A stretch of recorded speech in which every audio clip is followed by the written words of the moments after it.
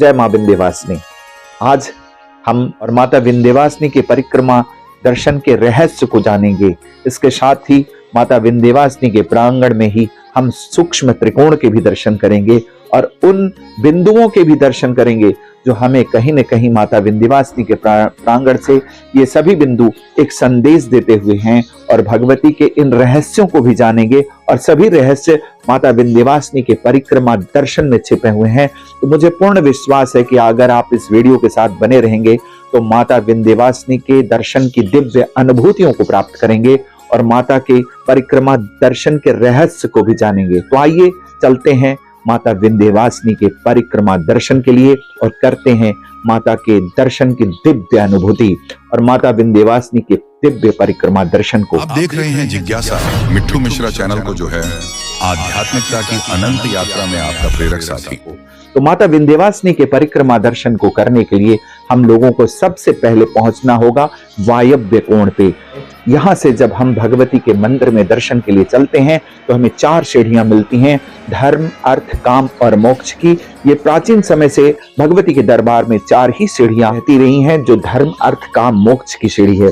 इस सीढ़ी को जब हम भक्तगण चढ़ करके भगवती के परिक्रमा दर्शन के लिए चलेंगे तो सबसे पहले हमको मिलेंगे धर्म वृक्ष। ये धर्म वृक्ष हैं नीम और पीपल। ये हमें संदेश देते हैं कि यावत्तु मंडलम तत्तेश शैल वनकाननम तावा तिष्ठति मेदिन्याम संतति पुत्र पौत्र की देहांते परमम स्थानम यत् सुरेरपि। जब तक हम इन प्रकृतियों का संरक्षण करेंगे तो हमारी संततियां भी इसका लाभ लेंगी। तो भगवती प्रथम बिंदु पे हमें धर्म, अर्थ, काम, मोक्ष की सीढ़ियों को चढ़ने के साथ ही परिक्रमा दर्शन में पहला संदेश देती हैं कि आप प्रकृति का संरक्षण करो ताकि आपकी संततियां भी इसका लाभ लेती रहें। तो प्रकृति के संरक्षण का संदेश पहले बिंदु पे भगवती माता विंध्यवासिनी अपनी परिक्रमा में देती है। दूसरे बिंदु पे जब हम चलते हैं तो हमें घंटा मिलता है, जहां घंटे बजा करके हम अपनी उपस्थिति माता विंध्यवासिनी के दरबार में दर्ज कराते हैं। कहते हैं घंटों की टंकार से माता रानी समस्त विकार को दूर कर देती है। तो माता विंध्यवासिनी के दरबार में आइए तो घंटा बजाना न भूलिए, आपके समस्त विकारों को भगवती दूर कर देगी और अपनी हाजिरी यहाँ पर लगाइए, घंटा बजा करके अपनी उपस्थिति दर्ज कराइए। तो परिक्रमा में दूसरी बिंदु घंटों की टंकार से विकार को दूर करने के लिए घंटा बजाना है। उसके बाद हम चलेंगे सीधे जो माता विंध्यवासिनी के दरबार में बैठा हुआ सिंह है और इस सिंह के चरण को पखारेंगे, इसके आशीर्वाद को प्राप्त करेंगे। सिंह जैसा आप सभी जानते हैं भगवती सिंह पर आरूढ़ है और भगवती सिंह पर आरूढ़ है। इसकी कथा मैं आपको अगले वीडियो में बताऊंगा, उस वीडियो को भी आप देखना न भूलेंगे। वो वीडियो माता के कौश के रूप से जुड़ा होगा। सिंह को मैं प्रणाम करने की बात इसलिए कह रहा हूं, जैसे जब शेर अपने लक्ष्य को निर्धारित करता है तो उस लक्ष्य को साध लेता है। तो यहाँ हमें यह संदेश शेर के माध्यम से मिलता है कि हमें जो कुछ कहना है, भगवती के पास जो जाकर के प्रार्थना करनी है, उन सब को हमें एक जगह इकट्ठा कर लेना है। नहीं माता के समक्ष जब हम जाएंगे सब भूल जाएंगे, हम कुछ भी अपनी बातों को कह नहीं पाएंगे। तो इसलिए शेर के आशीर्वाद से आप अपनी समस्त कामनाओं को एक जगह इकट्ठा कीजिए।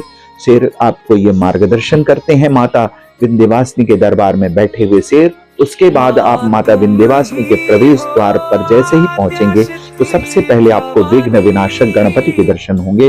विघ्नों के नाश करने वाले हमारे गणपति के दर्शन आशीर्वाद को प्राप्त करके माता के प्रवेश द्वार की ड्योढ़ी को आप स्पर्श कीजिए और प्रार्थना करते हुए आगे बढ़ेंगे तो अंदर में हमारी विशाल कमल नयन के साथ सिंह पर आरूढ़ होकर के भगवती माता राजराजेश्वरी त्रिपुर सुंदरी आदि शक्ति मां विंध्यवासिनी विराजमान है।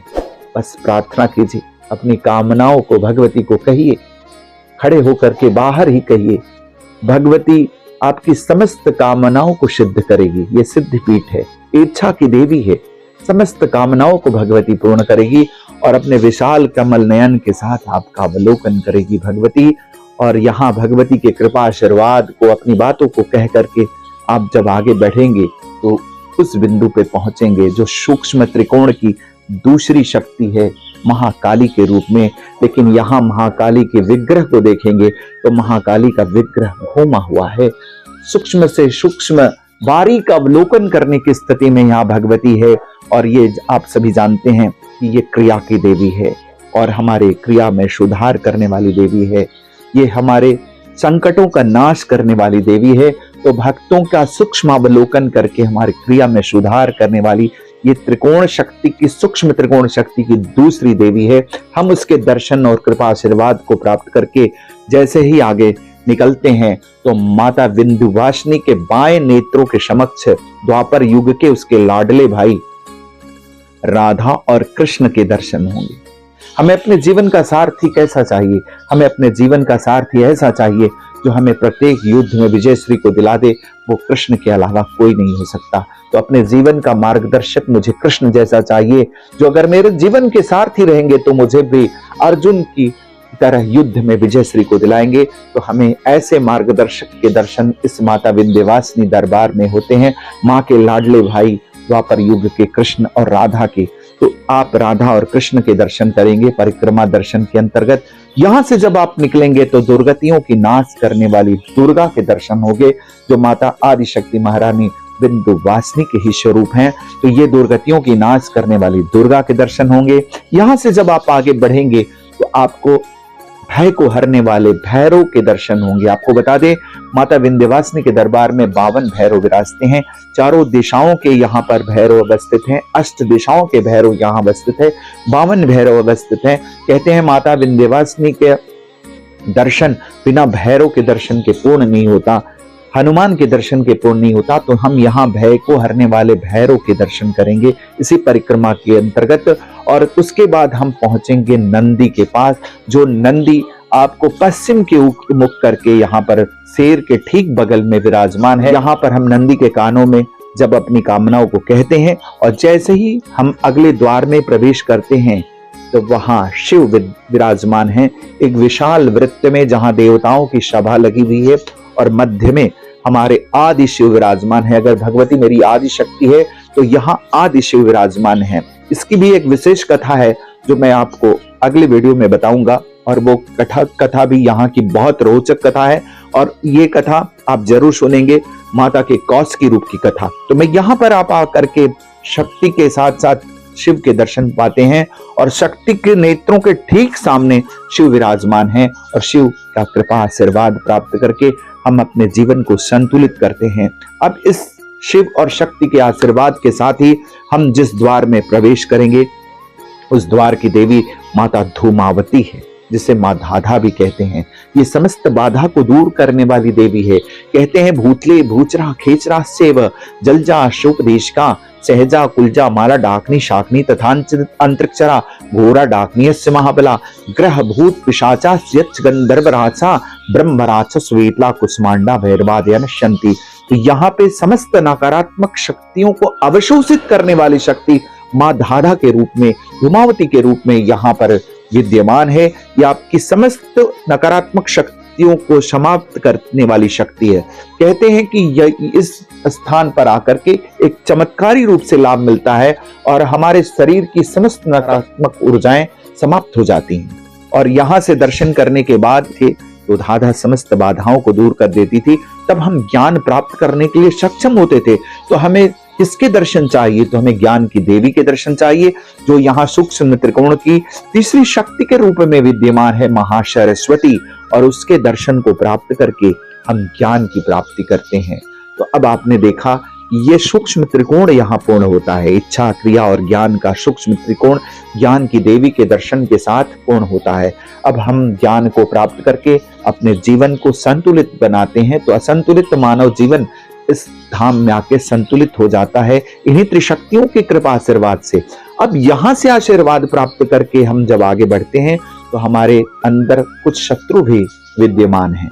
उन शत्रुओं के शमन करने के लिए हमारे माता विंध्यवासिनी के सबसे लाडले और अमोघ आशीर्वाद प्राप्त अजर अमर गुण निधि शुद्ध हो हनुमंत लाल जी, जिनको माता ने अमृत का आशीर्वाद दिया और कली काल के साक्षात देव हैं। और माता विंध्यवासिनी के दरबार के 2 सशक्त प्रहरियों में से एक ये भी हैं, एक तो भैरव है और एक हनुमान है। ये चारों दिशाओं से भगवती के इस यंत्र पीठ की रक्षा करते हैं ये दोनों प्रहरी। तो यहाँ जब आप आएंगे तो आप हनुमंत लाल जी जो दक्षिण मुखी हैं, इनके दर्शन करके आप अपने बाह्य शत्रु और आंतरिक शत्रुओं का समन कर लेते हैं और आपके काम, क्रोध, मद, लोभ ये जितने शत्रु हैं सबका समन हो जाता है। हनुमंत लाल जी के दर्शन के बाद हम माता विंध्यवासिनी के ध्वजा पताके पर ध्यान केंद्रित करते हैं और भगवती के ध्वजा पताके पर ध्यान केंद्रित करके अपने साथ एक लाल रंग के ध्वजा को भी लेकर के आइए और लाल रंग के ध्वजा को माता के चरणों में अर्पित करके प्रसाद स्वरूप उन्हें ले लीजिए। आप इसे अपने घर पर ले जाइए और अपने घर के ऊपर इस झंडे को लगाइए। माता आपके ऊपर अपनी कृपा शक्ति का कृपा आशीर्वाद बरसाती रहेगी और माता की छत्र छाया में आपका पूरा परिवार आनंद रहेगा, विपुल संपदा ऐश्वर्य की प्राप्ति होगी, ऐसी मान्यता है। तो ध्वजा का आशीर्वाद प्राप्त करके आप आगे बढ़ेंगे तो हम पहुंचेंगे माता विंध्यवासिनी के पीठ पीछे जो स्थान है वहां पहुंचेंगे। वहां मस्तक लगा करके हम प्रणाम करेंगे और साथ में ही नीचे जब आप जो है झुकेंगे तो माँ का एक कुंड है, इस कुंड में माँ का नीर के रूप में जाना जाता है। आपको बता दें ये वही स्थान है जहां माँ के स्नान का जब जल गिरता है तो चरण से होकर के जो जल गिरता है रुद्रदेव का अभिषेक करता है। यहाँ माँ के इस जल को नीर कहते हैं कि माँ का नीर हरे सब पीर। और आज भी एक परंपरा है जो ग्रामीण अंचल से, पूर्वांचल के ग्रामीण अंचल से आने वाले भक्तगण हैं वो माता का नीर ले जाना नहीं भूलते हैं। कहते हैं कि इसमें एक जो है चमत्कारी शक्ति विराजमान है। हाँ, नीर को प्राप्त करके हम आगे बढ़ेंगे तो हम पहुंचते हैं माँ के झरोखा दर्शन के पास, जिसे झांकी दर्शन कहते हैं। झोली फैलाइए और झोली फैला करके माँ से, करुणामयी है माँ, यहाँ कहते हैं कि मंत्र भी नहीं काम करता, इस करुणामयी के सामने बस रोग आकर के अपने अश्रु जल के माध्यम से हृदय की गहराइयों के साथ जो है आप जैसे अपनी माँ से मांगते हैं वैसे माँ से मांग लीजिए। इस स्थान से कोई खाली नहीं जाता है। कहते हैं यहाँ माँ सबकी झोली भरती है। कहते हैं ये करुणामयी कृपा बरसाती है सभी भक्तों के ऊपर। कहते हैं झांकी पे कुछ भी बाकी नहीं रहता। जो इस भाव से झांकी दर्शन करते हैं उनकी समस्त कामनाओं को भगवती पूर्ण कर देती है। तो आपने देखा ये है माता विंध्यवासिनी के परिक्रमा दर्शन के क्रम और ये है माता विंध्यवासिनी के परिक्रमा दर्शन से मिलने वाला संदेश। ये पूर्ण करता है हमारे सूक्ष्म त्रिकोण को। जिनके पास पूर्ण त्रिकोण करने का समय नहीं है वो सूक्ष्म त्रिकोण के माध्यम से, समय अभाव की वजह से जो सूक्ष्म त्रिकोण को पूर्ण कर लेते हैं वो त्रिकोण दर्शन के कृपा आशीर्वाद को प्राप्त करते हैं। कहते हैं ये सूक्ष्म त्रिकोण के दर्शन से ही आपको नौचंडी का फल प्राप्त हो जाता है। तो आप आइए माता विंध्यवासिनी के दरबार में इस परिक्रमा दर्शन को करना न भूलिए। माता विंध्यवासिनी के इस परिक्रमा दर्शन के साथ आप संपूर्ण सिद्धियों को प्राप्त कर सकते हैं, अपने जीवन को धन्य बना सकते हैं। तो ये है माता विंध्यवासिनी का परिक्रमा दर्शन का रहस्य। अगर आपको ये वीडियो अच्छी लगी हो तो हमारी वीडियो को आप लाइक कीजिए, शेयर कीजिए और हो सके तो कमेंट कीजिए। हम बहुत जल्द मिलते हैं अगले अंक में। तब तक के लिए दीजिए त्रियोगी मिट्ठू मिश्रा को अनुमति। जय मां विंध्यवासिनी।